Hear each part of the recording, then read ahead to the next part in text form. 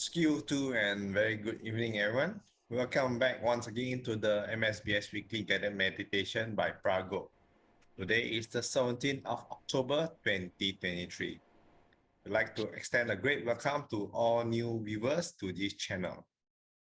We are very grateful to have with us Bhante Adhibalo, popularly known as Phra Goh.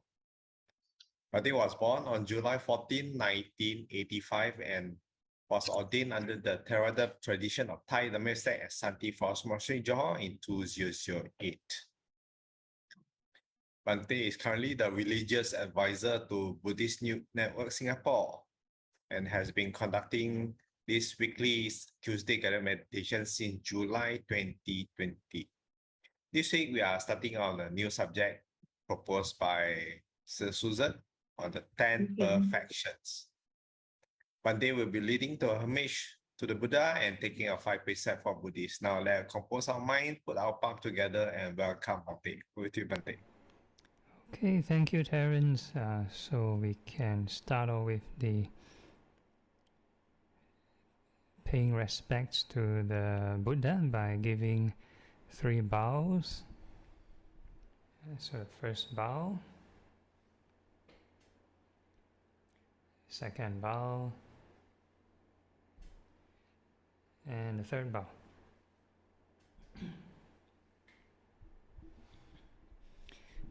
And we do the opening chant and this homage to the Buddha. Namo Tassa Bhagavato Arahato Samma Sambuddhassa. Namo Tassa Bhagavato Arahato Samma Sambuddhassa. Namo Tassa Bhagavato Arahato Samma Sambuddhassa.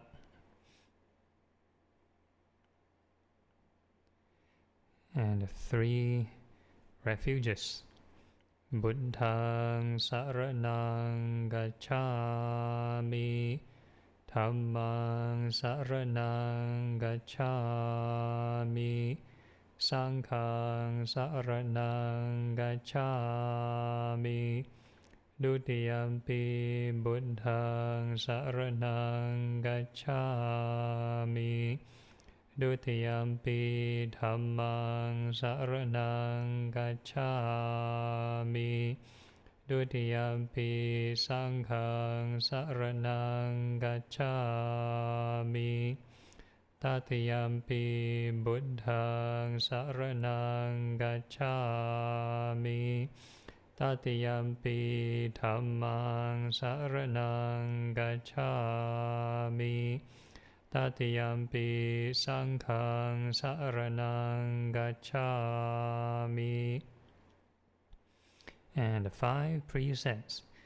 Pāṇātipātā vēramani sikkhapadang samadhiyāmi.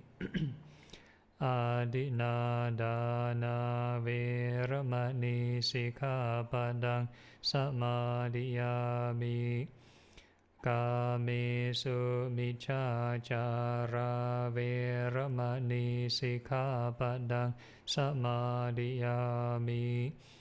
Musāvādā vēramani sikkhapadang samadhiyāmi. Suramēraya majjapamādāṭṭhāna vēramani sikkhapadang samadhiyāmi. Sadhu, sadhu, sadhu. Okay, so good evening to everyone. Tonight we are starting this new series, this topic on the 10 perfections. So basically this group or this session is like a free and easy session. Anybody, the participants, can actually suggest a topic. So after this series is finished, then I can use a topic to discuss. So basically these are just some of my so-called findings. The 10 perfections, all right? So these 10 perfections are normally associated with the Bodhisattva path, Bodhisattva path. That means beings who aspire to reach enlightenment. Then you sort of like need these 10 perfections. Yeah, so sometimes they're called paramis or Pāramitā. Yeah, so that's the Pali or Sanskrit term for these perfections. Right, so we can move to the next slide.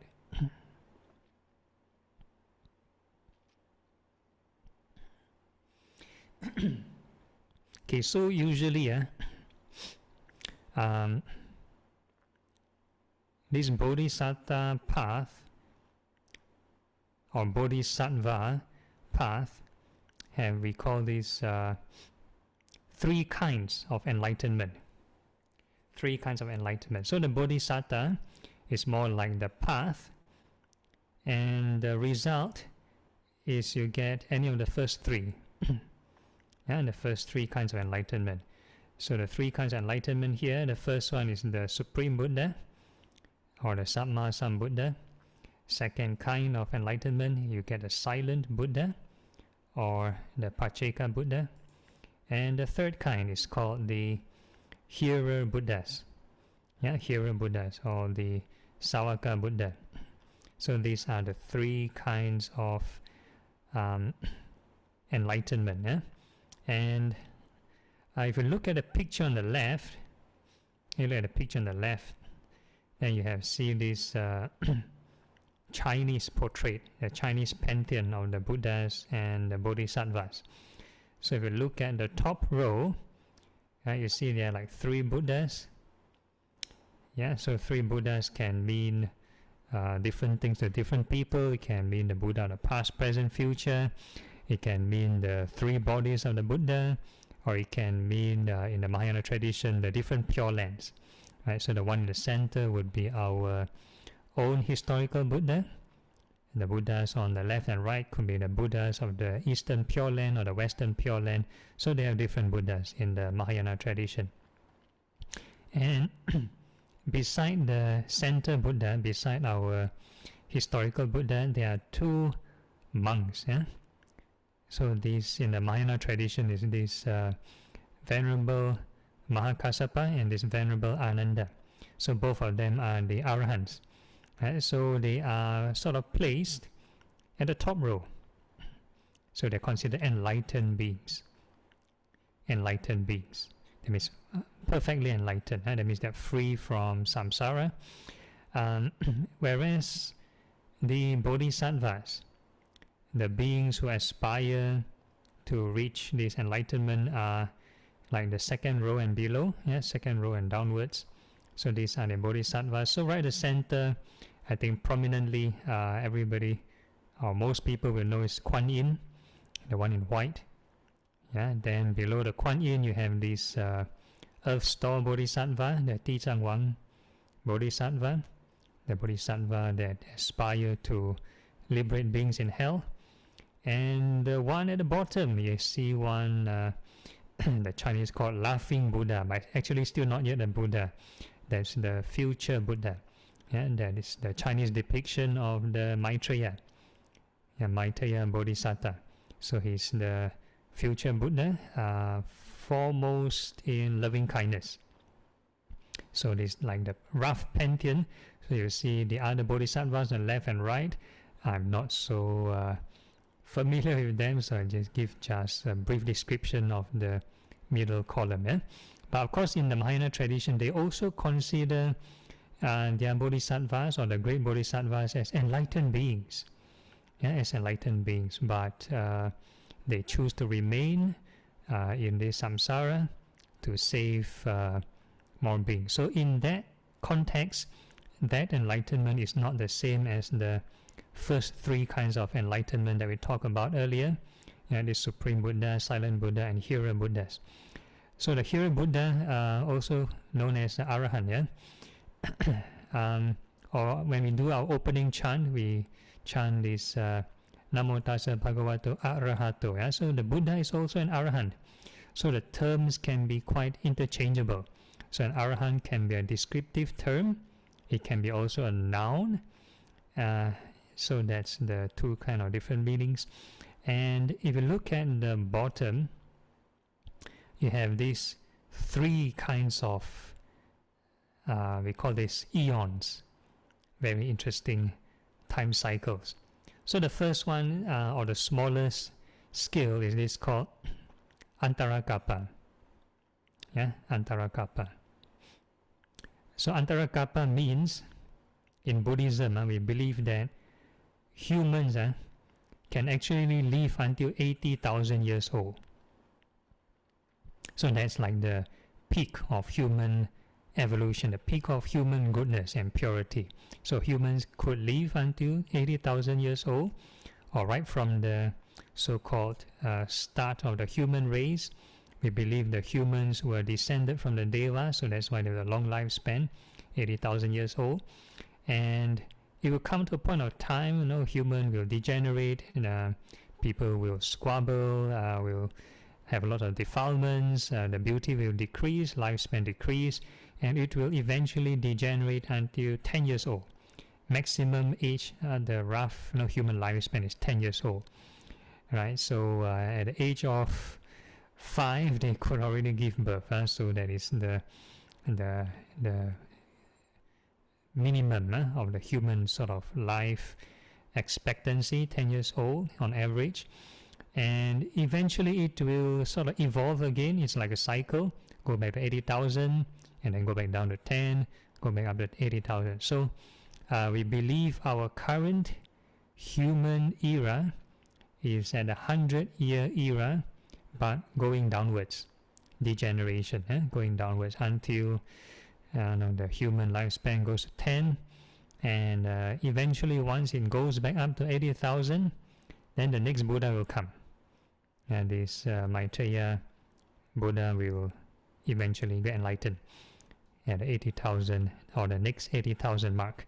So that's the so-called story. And the next time zone, we have this thing called Asankhaya Kappa. Yeah? So that is basically, they say 20 such human, this cycle. 20 Antara Kappas make one Asankhaya Kappa. And then 4 Asankhaya Kappa make one great eon. So one great eon is called a Maha Kappa. Maha Kappa is basically one universe kind of like lifespan. So universe, like probably in science we talk about this Big Bang and a Big Crunch. So that's like one Maha Kappa. Yeah? So that's the life cycle of one universe eon. So that is one Maha Kappa. So probably these terms, Antara Kappa, Asankhya Kappa, and Maha Kappa, probably come from later commentaries. In the suttas, they just mention eon. Yeah? So eon itself is incalculable time. Incalculable time. So the Buddha gave an example. How long is one kappa? He said, imagine there is a great mountain made of granite, maybe as large as or larger than Mount Everest. Yeah, a very huge mountain, and every 100 years somebody will come by with a silk cloth, and he'll just rub the mountain once and go off. Every 100 years he come again, take the silk cloth, rub the mountain once and go off. So by the time that granite mountain, the substance harder than the silk, gets wear off completely, it's still not even one kappa. So that is how long is this one kappa. Yeah? So basically it's unimaginable, incalculable time. So that's the example the Buddha is trying to give. Okay, so but anyway, we give you like a picture of these different cycles, and which is sort of useful for probably the next slides. Okay, next one.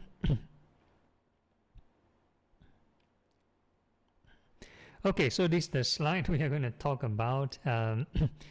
So in Theravada Buddhism, we normally talk about either the 7 Buddhas or the 28 Buddhas. 7 Buddhas or the 28 Buddhas. Yeah, in Mahayana Buddhism, they have like 88 Buddhas, so they have more. But in Theravada, it's either 7 or 28. So the 7 Buddhas usually appear in the main Nikayas, whereas like the 28 Buddhas you can find like in the Buddha Vamsa, in the Khuddaka Nikaya. Yeah? And the scholars, or some scholars attribute this Khuddaka Nikaya as later addition, probably added on later. Yeah? So we can maybe analyze it later or something. But anyway, this is the one example from this Digha Nikaya 14, the longer discourse, and it talks about the past 7 Buddhas, or basically our current Buddha plus the past 6 Buddhas, so total 7 Buddhas. So on the most left column are the names of all the Buddhas. So starting from number 1, you have this Vipassi Buddha. Yeah, and if you look at the column on the right, so that's, they mentioned 91 eons ago. 91 eons ago. And if you look at the number 2 Buddha, Sikhi Buddha, 31 eons ago. And the Buddha number 3, Vesabu Buddha, 31 eons ago. And this number 4, Kakusanda Buddha, this current Buddha, the current eon, Kakusanda, current eon. And then the 5th one, Konagamana Buddha, which is the 5th Buddha, also current eon. 6th Buddha, Kassapa Buddha, also current eon. And our historical Buddha, Gautama Buddha, also in this current eon. So we always mention, our historical Buddha is the 4th Buddha of this eon. So which eon are we talking about? Is it the Antarakapa, the small eon, or the Asankaya Kappa, or this Mahakapa? Right. So earlier on they mentioned 20 human cycle kappas equals to 1 Asankaya Kappa, and 4 such Asankaya Kappas make up 1 eon.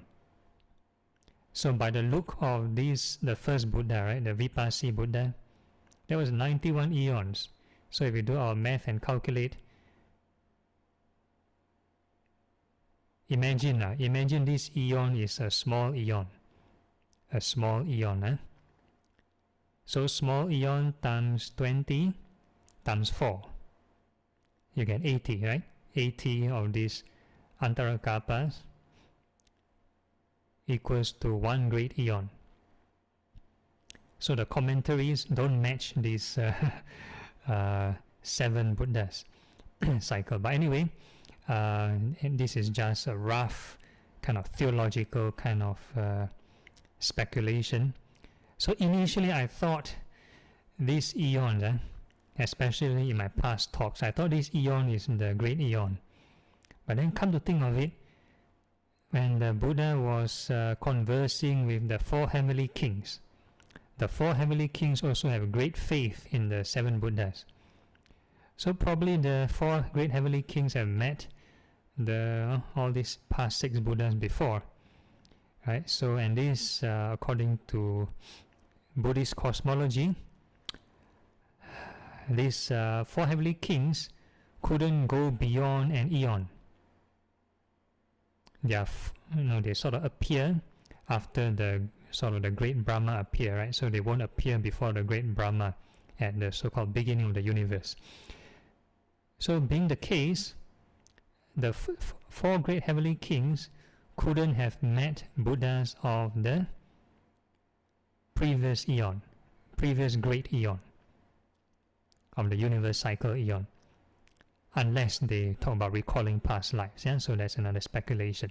But in any case, we can just look at this so-called model, and we can sort of think, okay, maybe this is talking about the human cycle eon, Antarakapa.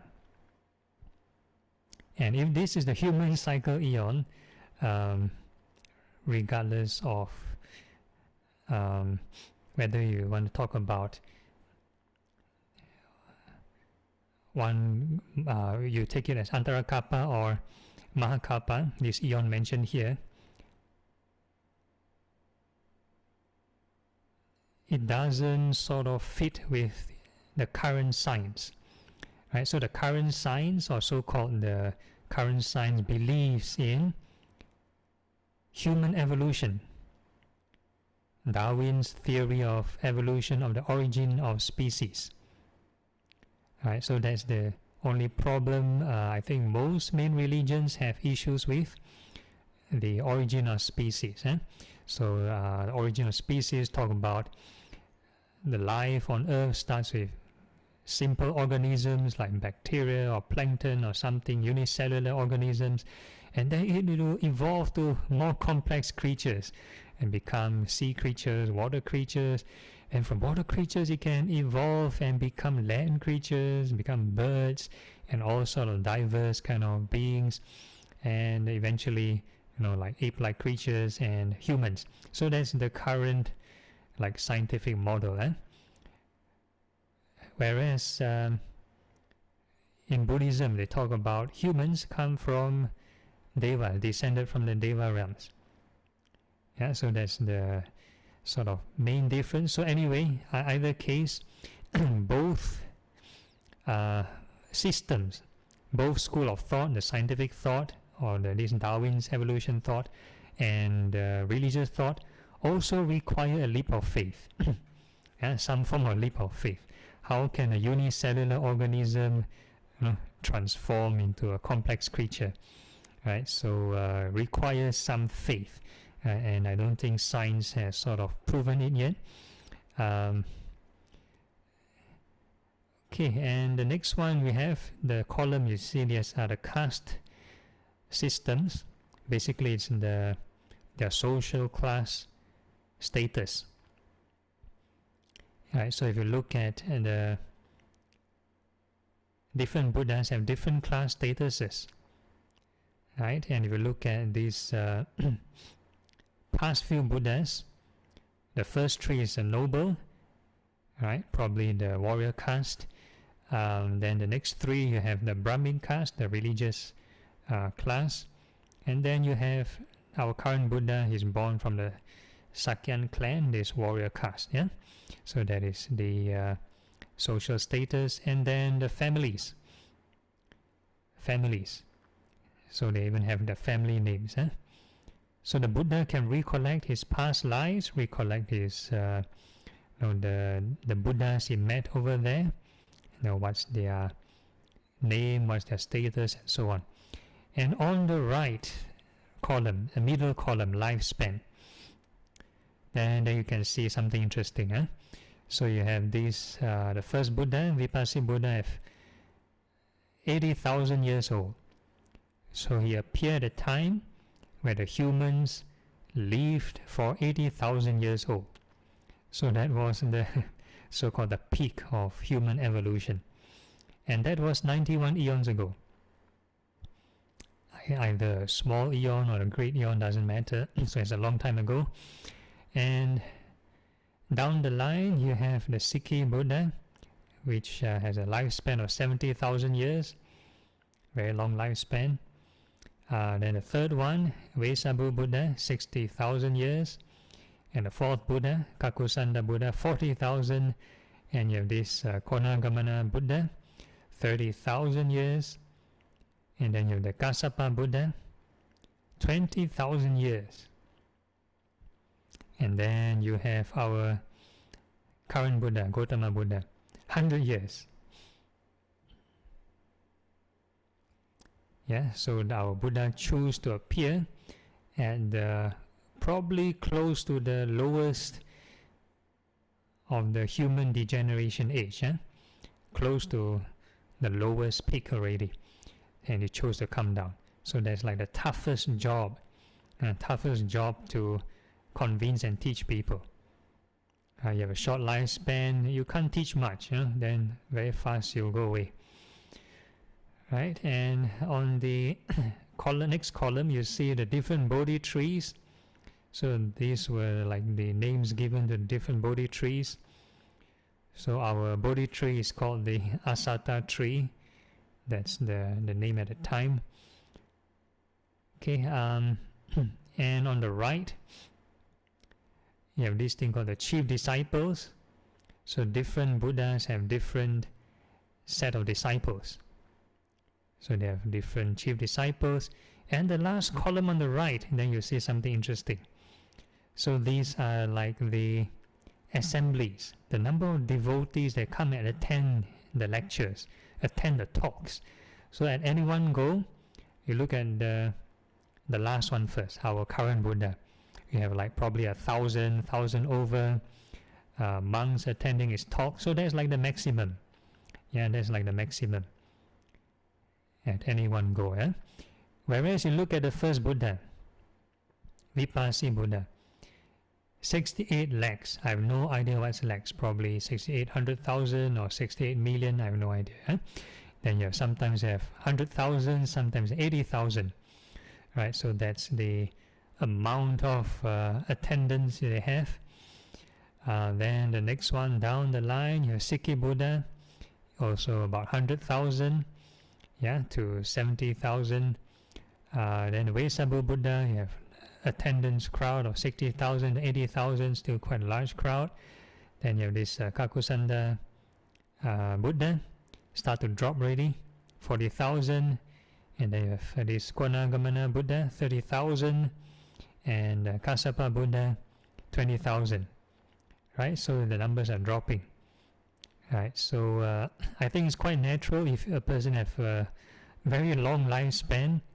Imagine 1 year you gain one disciple. So by the time you know, at the end of probably a few thousand years old, you have a few thousand disciples.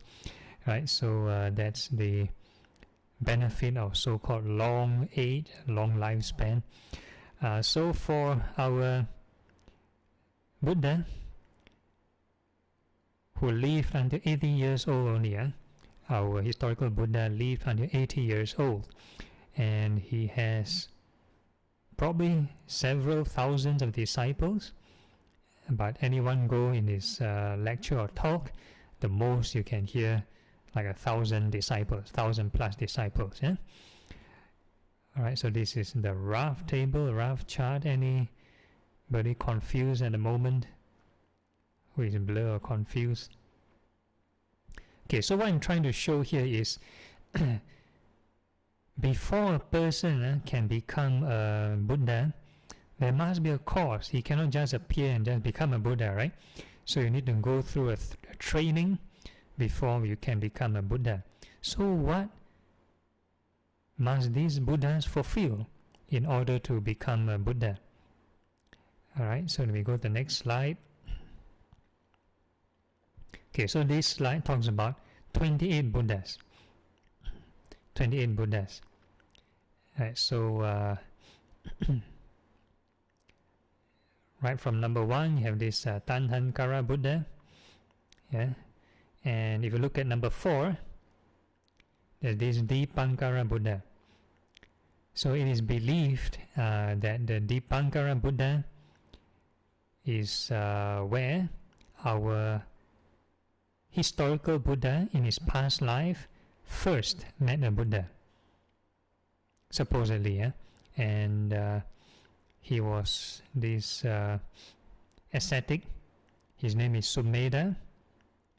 Yeah, the most right-hand column after Dipankara, the ascetic Sumedha. And according to the story, when he first saw this Buddha, he has a lot of faith. He saw Dipankara Buddha has lots of faith, and this Buddha was like traveling and walking. He was about to cross a pond, cross a muddy pond, and this ascetic Sumedha lay down flat on the pond to offer the body as a bridge, as a stepping bridge for this Dipankara Buddha to cross over. Right? So because of that act, this Dipankara Buddha saw this ascetic Sumedha and predicted that he will become a future Buddha, become this Gautama Buddha in the future. Right? So that's how this so-called story began in the Khuddaka Nikayas. So Dipankara Buddha and all the way, if you look at the middle column, the duration or time of the severe austerities. So these are the ascetic practices. How much time do they need to practice asceticism before reaching enlightenment? So if you look at the amount of time, it can be very interesting. So like some of the Buddhas take 7 days, some half a month, 1 month, 10 months, yeah, some 1 week, 2 weeks, a few weeks. And if you look at our Buddha, the last one, number 28, 6 years. 6 years. So our Buddha is the longest one. Probably, he appeared at the quite probably the lowest of the human degeneration age, so might take longer time. But according to a story I heard before, I have not come across the text, but I heard from one Bhante. They mentioned why our Buddha takes 6 years and how come the other Buddhas take so short time, right? Practice asceticism for a short time and reach enlightenment. So it was believed that in one of the lifetimes, our Bodhisattva Gautama, in one of the previous Buddha, he met a Buddha that reached enlightenment in a very short time. I'm not sure which Buddha, but one of the Buddhas reached enlightenment in a very short time, and then he was doubting, or rather he was commenting or criticizing. Are you sure? How come so fast can reach enlightenment one? Because he's an ascetic, so he sort of there or made a challenge. Say, if it's so simple, right? He could have attained enlightenment long ago, become Buddha long ago, right? So he's trying to say that he can practice asceticism longer than that Buddha. Because he made that remark, that's why in this lifetime he need to practice asceticism for 6 years. Right, so that's the story. So again, in most of the suttas also, sometimes the Buddha mention a person, if they practice hard, they can reach enlightenment 7 days. Either 7 years or 7 days, depending on how hardworking you are. So these are the different conditions. Alright, so okay, I'll stop the sharing here for today. Normally have like half an hour of theoretical sharing, open the ground for Q&A, and then next time we have more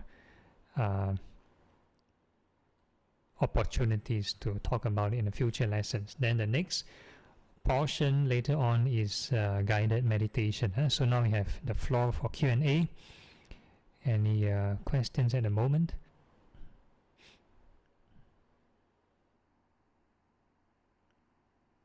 Anyone want to ask anything? Yeah, so Bhante, how is this related to the 10 perfections? Oh yeah, so I'll cover that in the next few lessons.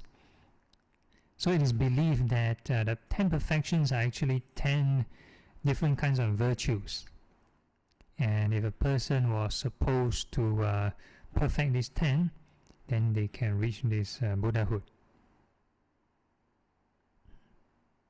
Alright, does that answer your question? Yeah, thank you. Okay, anyone else? I have a question about the life expectancy information. Can you hear me? Your voice is a bit soft. Do you want to speak louder? You're mentioning that our current life expectancy is about 80 plus. I believe compared to previous, maybe about 50 or even 100 years ago, the life expectancy was shorter. The direction, are we going the increasing direction or we are going the decreasing? I mean, from the recent 50, 100 years, it seems like we are increasing in direction. Okay. All right. Yeah, very good point. Yeah, so it depends on how you interpret the so-called data of history. It might be increasing or decreasing. Yeah. And let's just check whether or not, I mean, there's documentation in the sutta, and whether or not enlightened beings have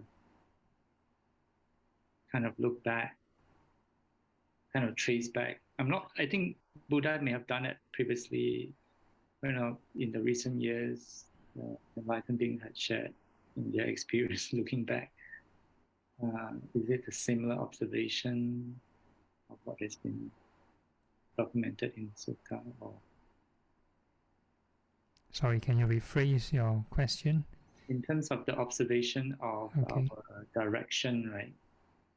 Is it correct documentation in the Sutta? Because sometimes I just don't know how much is man-made and kind of pass on. I mean, in science, we want to see the direct observation. Obviously, we can't go back in time, but whether or not in the practice, in an enlightened mind, they're able to go back in time, to go back and watch and observe. This documented or the whatever documented in the sutta is in concordance. Okay, yeah, very good question.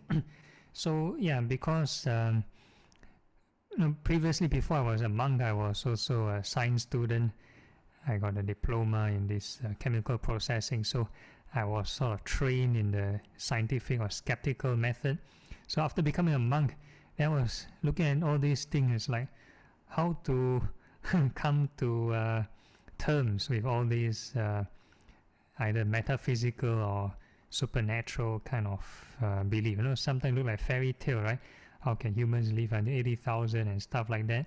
So sometimes I need to do a bit of research digging, and then you can find forbidden archaeology. Things like historians and archaeologists cannot explain when they find maybe technologies, like maybe in Egypt they find light bulbs. Before Thomas Edison invented light bulbs, Egyptians have their own light bulbs. A lot of things like those pyramids, how they build it, how they a lot of technology involved, yeah, a lot of sophisticated kind of knowledge. Not just that, one of the interesting things I've been watching is the History Channel, these ancient aliens.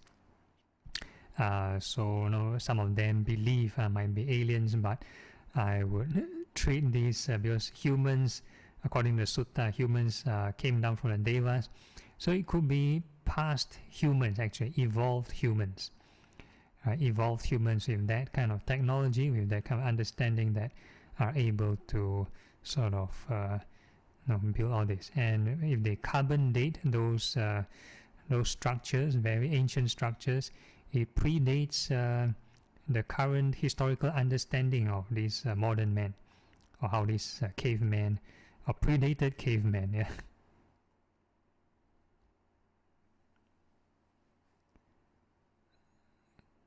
Okay, all right. Any other questions?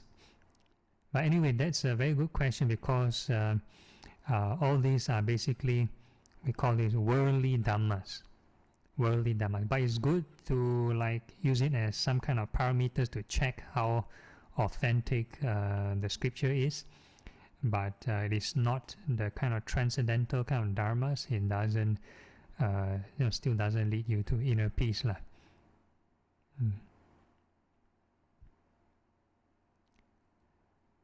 Okay, if there's no questions, then we take a 5-minute break. Right, you can go to the washroom, do your stretching, and we'll be back 5 minutes later for the guided meditation. So see you all in 5 minutes time. So I guess most of the people are present. If you're present, can turn on your cam so that I know you're there. Okay, If most people are present, then we can start the guided meditation. So you find a comfortable sitting posture, make sure your back is upright and the rest of the body relaxed.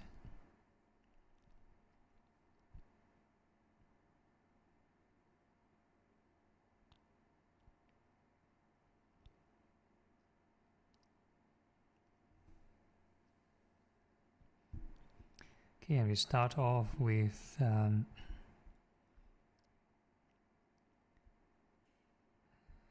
getting to understand the body and detach from the body, and a bit of visualization. First start off with all the hairs of the head, hairs of the body, and we wish them well and happy.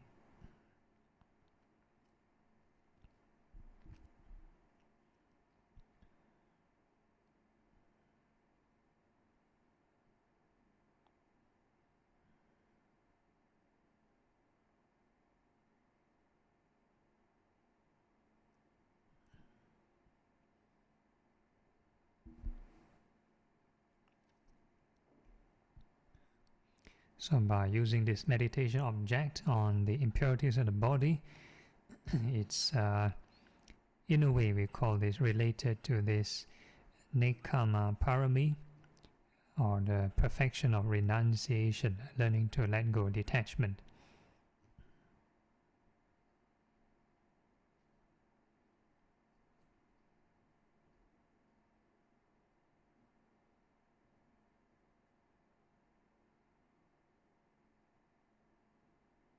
And when we have the right thought, wishing it well and happy, that is probably closely associated with the perfection of loving kindness.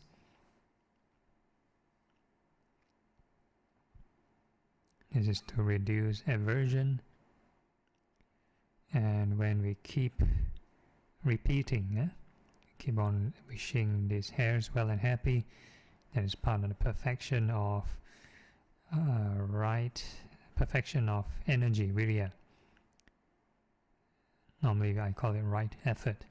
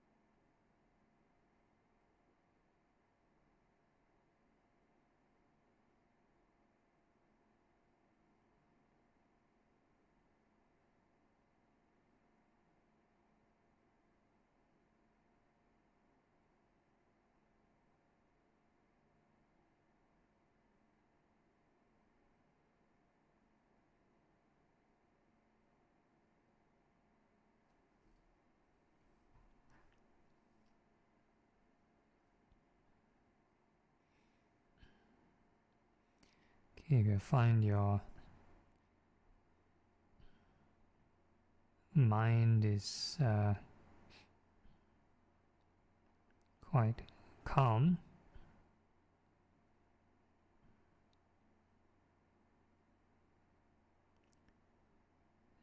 Then we can think of the impermanence of all these hairs. So all the hairs go through birth, aging, sickness, and passing away.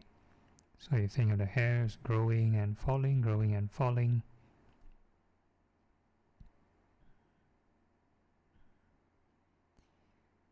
And by doing so, we are also cultivating this detachment and also cultivating wisdom, part of the perfection of wisdom.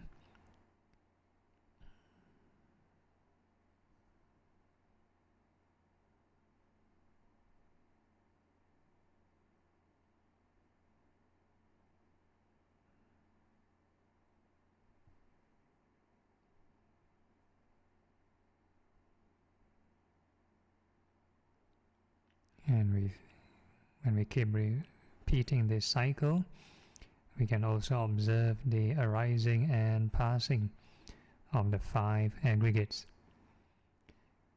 So the 5 aggregates are this form, feeling, perception, mental formation, and consciousness.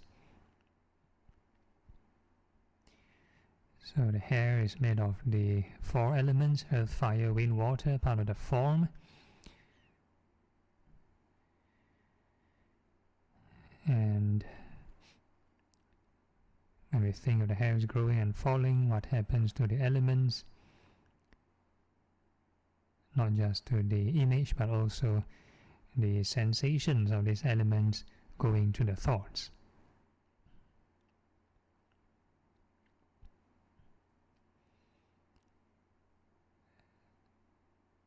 And next we have the feeling aggregate. That's pleasant, unpleasant, or neutral feelings.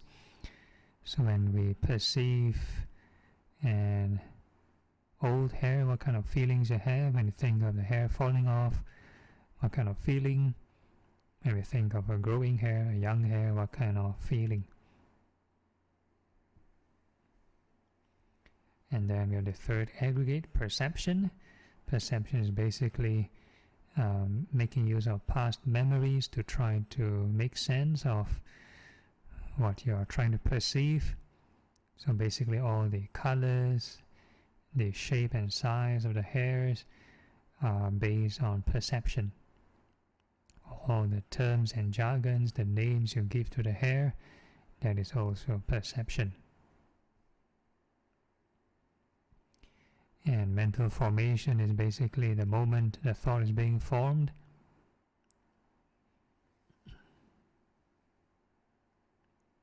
And consciousness is the awareness, your attention. So right now you're paying attention to the visual image. So that is imagination, the mind or consciousness.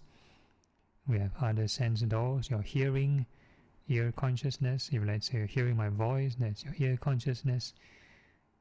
If you are feeling disturbances in the body, that's your body consciousness, your nervous system.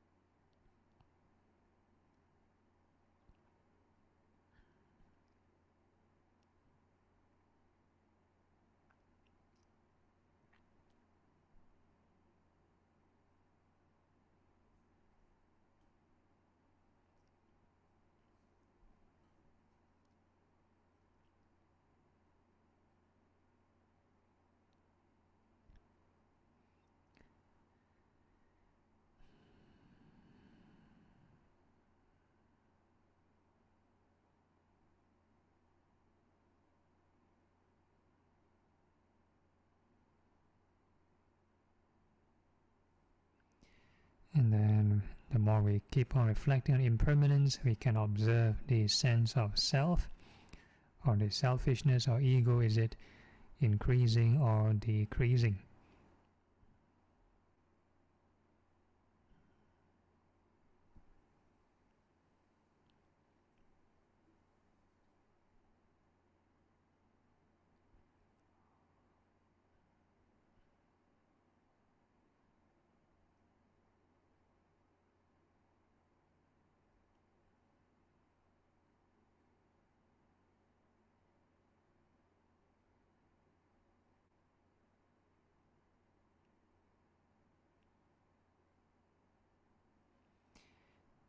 Then we can ask ourselves, are these hairs truly self? Can we tell the hairs not to go through birth and death?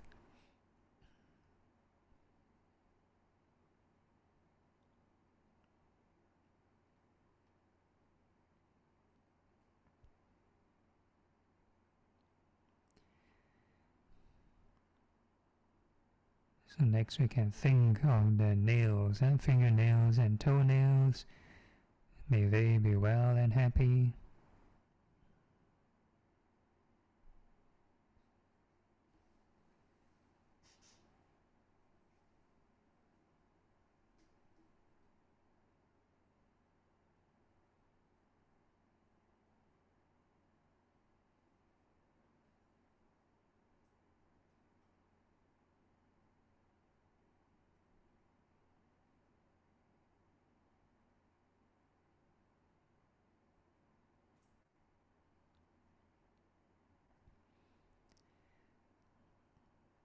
And all these nails go through birth, aging, sickness, and passing away. So you think of the nails growing and falling, many, many cycles. And as we keep looping this process, we can also observe the arising and passing of the 5 aggregates.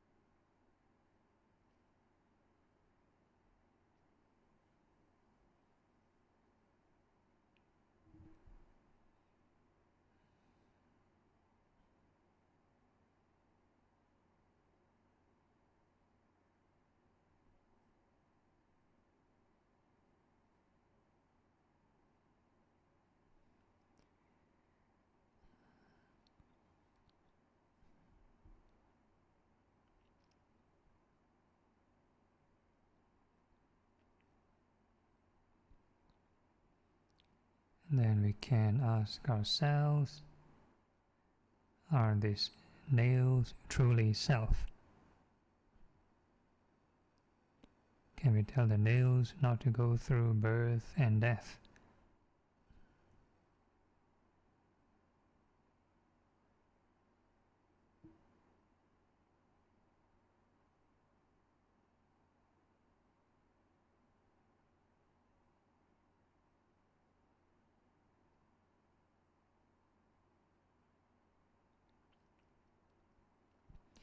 So the next part of the body, we're going to think of the teeth, all the teeth inside the mouth, may they be well and happy. All the upper rows of teeth and lower rows of teeth, may they be well and happy.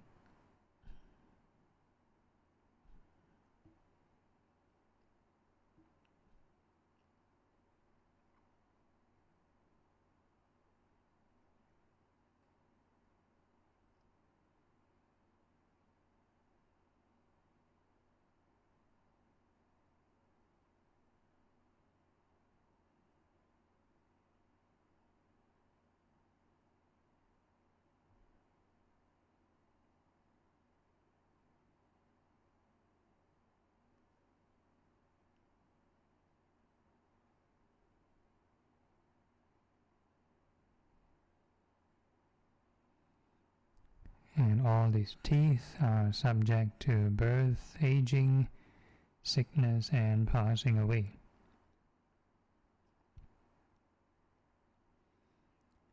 So you think of the teeth growing and falling, many, many cycles.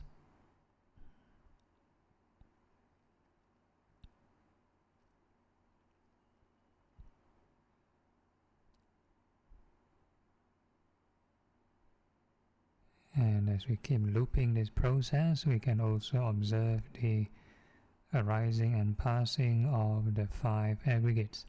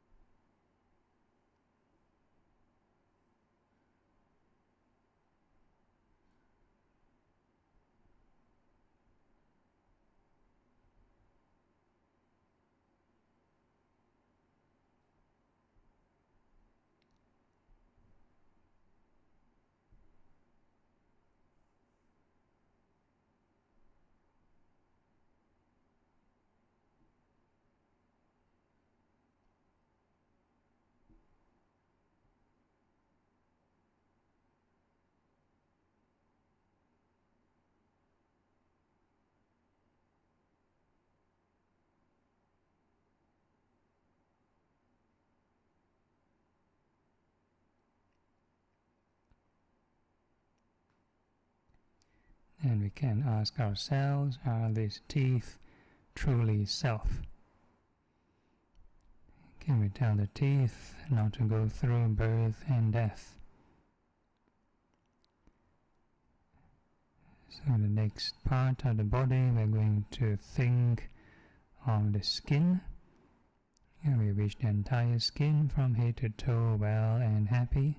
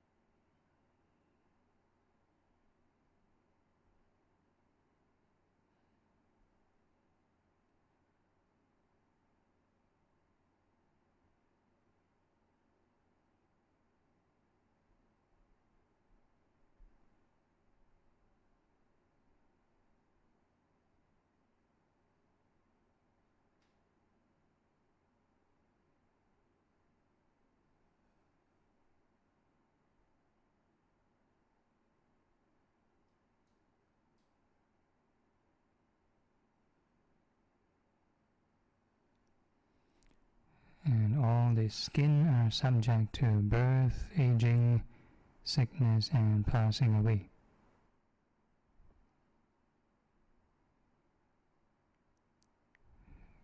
So we think of the skin growing and falling, many cycles. And as we keep looping this process,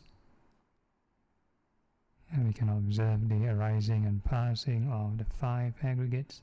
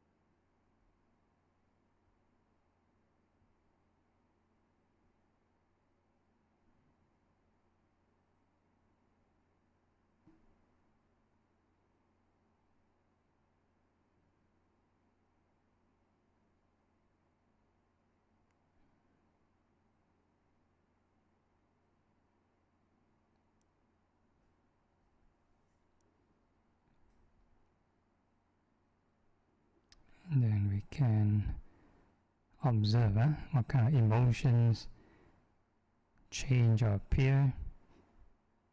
If there is,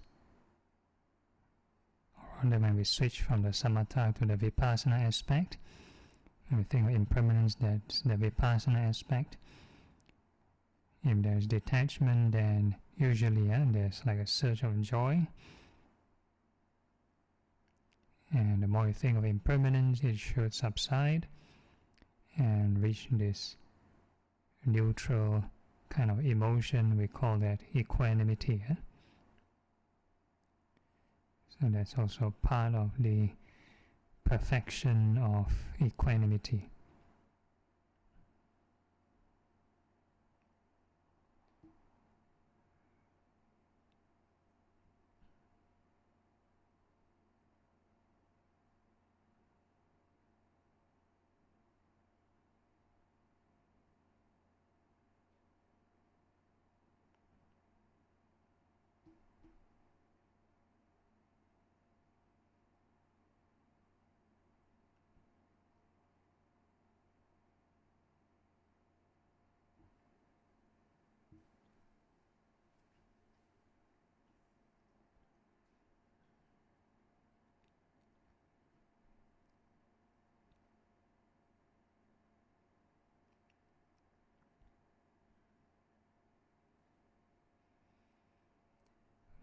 we can ask ourselves, are this skin truly self?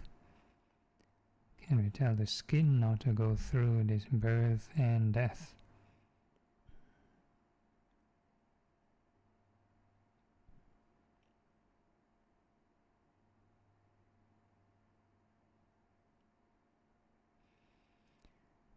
Right, so the next meditation object we're doing is the 4 sublime states. So we are no longer needed to visualize, we're just using sensations.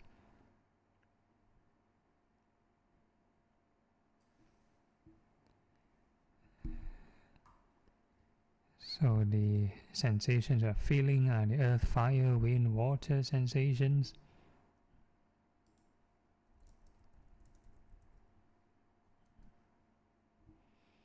Earth represents any hard or soft sensations, fire is hot and cold, wind is any kind of movement, fast or slow movements, water element is moist or dry sensations.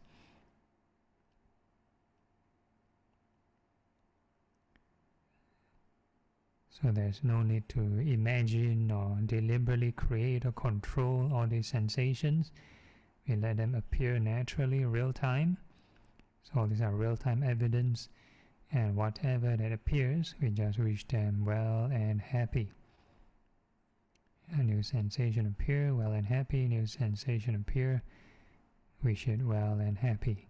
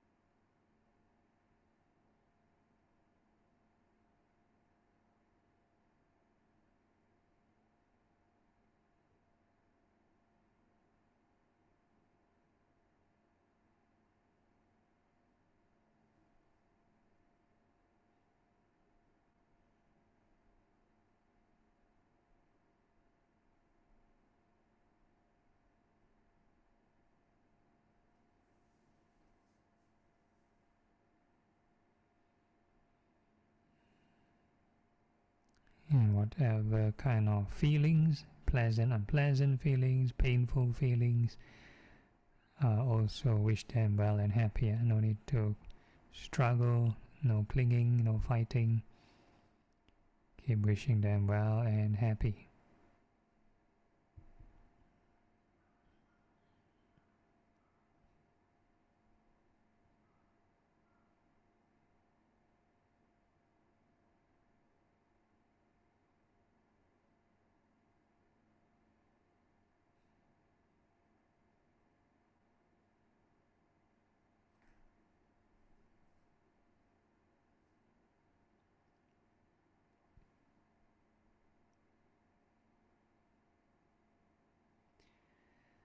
Okay, so the mind should be able to settle down once we reduce certain craving, and we take note of this baseline emotion.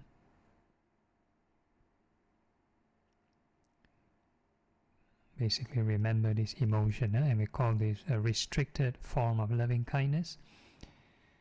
And now we are going to cultivate this boundless loving kindness, and we are going to wish all beings in all directions well and happy, above, below, and all across all directions. May all beings be well and happy.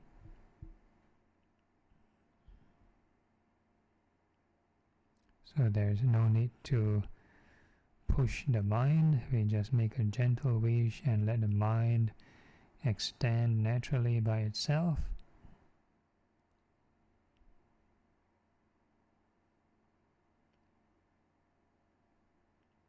However far you wish to extend doesn't matter. And we are going to treat all beings in a non-discriminative manner. All beings are made of these 4 elements. So within that sphere of attention, whatever sensation we observe, we wish all beings well and happy. New sensation appear, may all beings be well and happy. New sensation appear, may all beings be well and happy. No need to visualize, huh?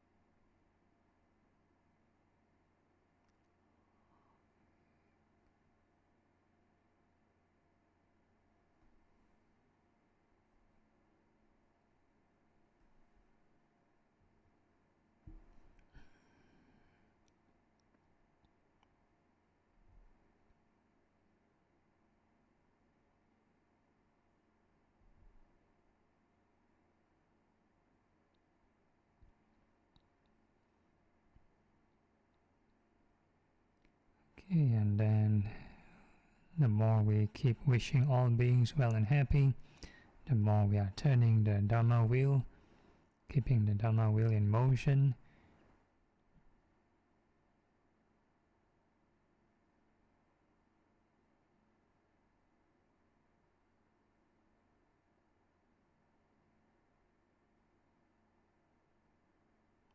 So in meditation we also need this patience, part of the perfection of patience and determination.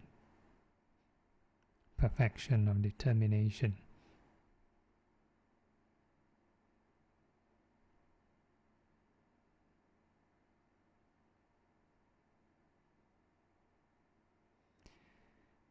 Okay, and if all the conditions are right, one will activate this right concentration. Usually that's the first level of concentration from loving kindness, and there would be an increment of joy and happiness from the baseline restricted loving kindness.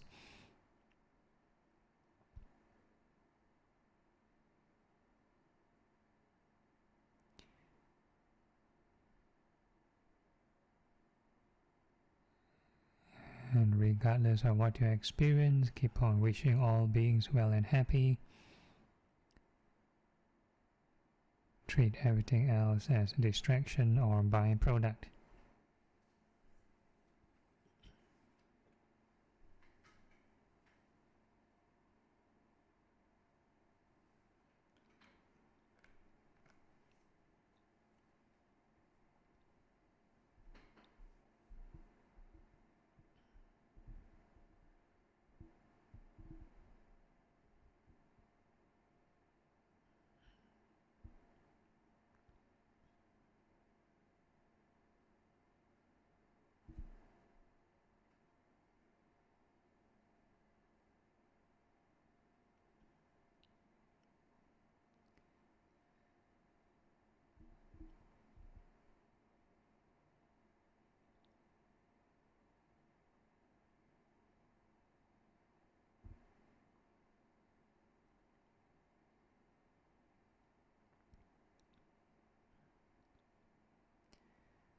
Okay, then we're going to add some insight, some wisdom, and we're going to reflect all beings are subject to impermanence.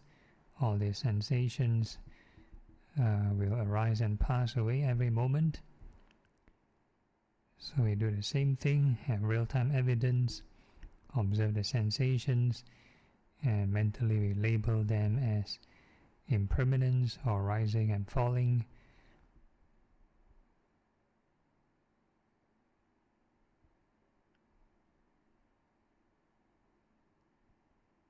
A new sensation appear, then we keep labeling as impermanence.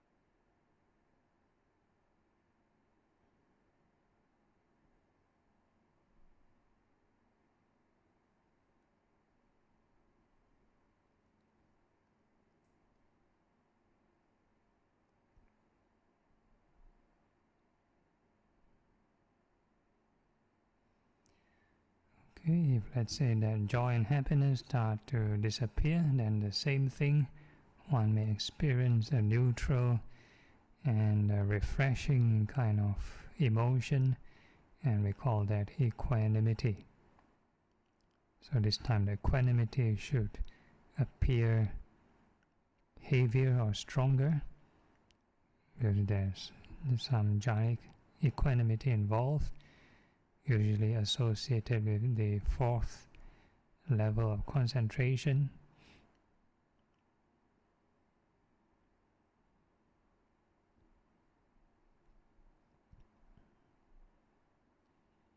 And regardless of what you experience, keep on reflecting on impermanence, treat everything else as byproduct. So this is also part of this perfection of equanimity.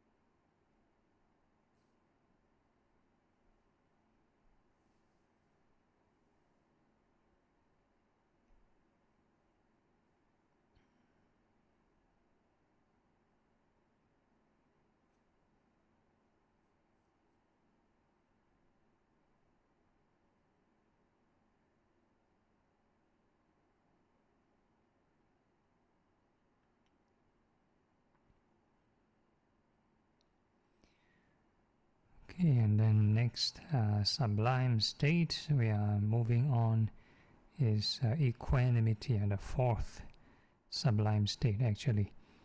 So for this one we use the reflection of karma.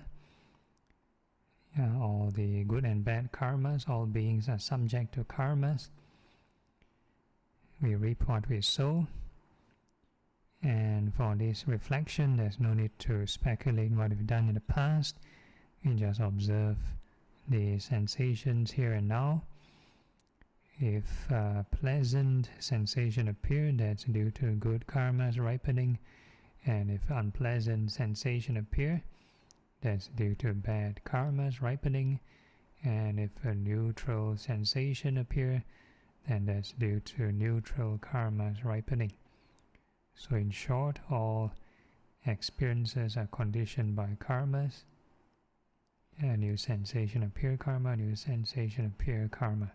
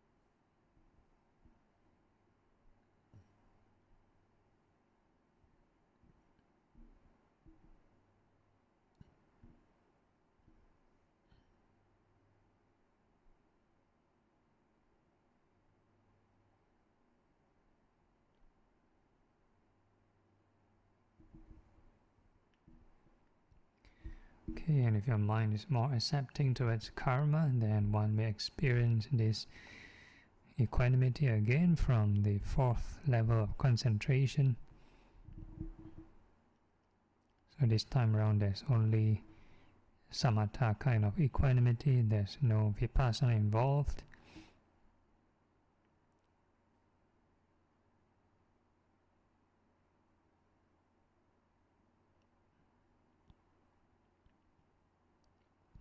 So when there's no sort of wisdom or detachment, then that equanimity will feel a bit more tense, yeah?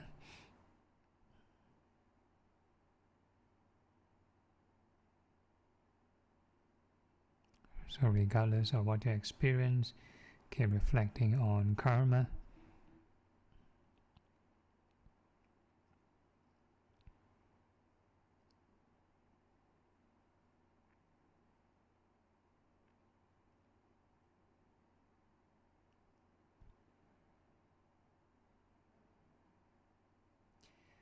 And now we add some wisdom, some insight. We are going to reflect how to overcome these karmas. So that is to reflect on the impermanence of all feelings, all pleasant, unpleasant, neutral feelings. Observe how they arise and pass away.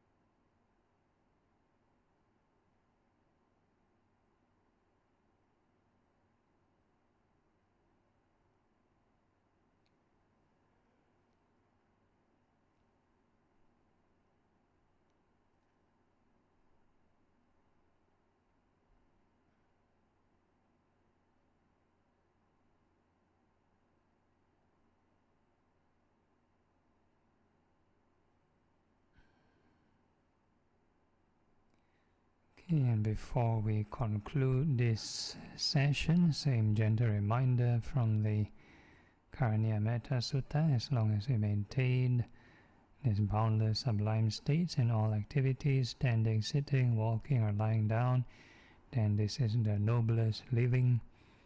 And with that, we can gently open our eyes, formally end the session, informally still can generate right thought.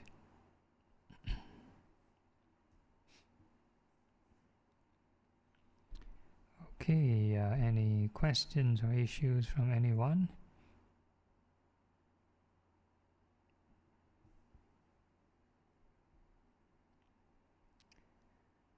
Okay, there's no issues, then we can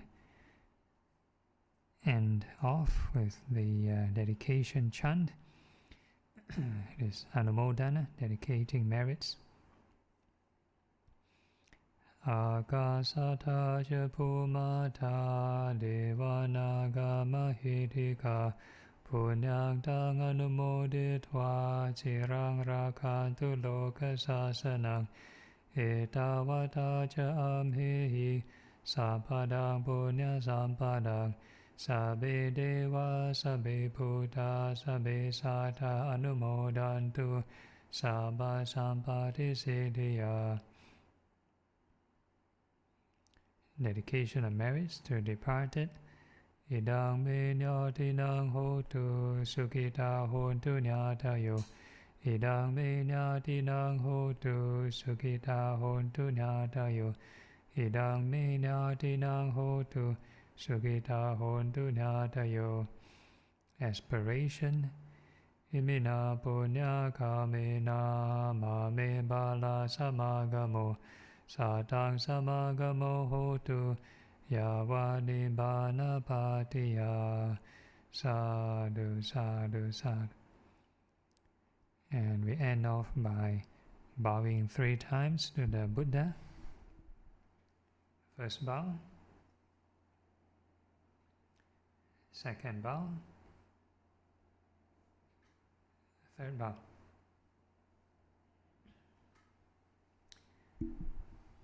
Okay, so that's the end. Any announcements from Terence?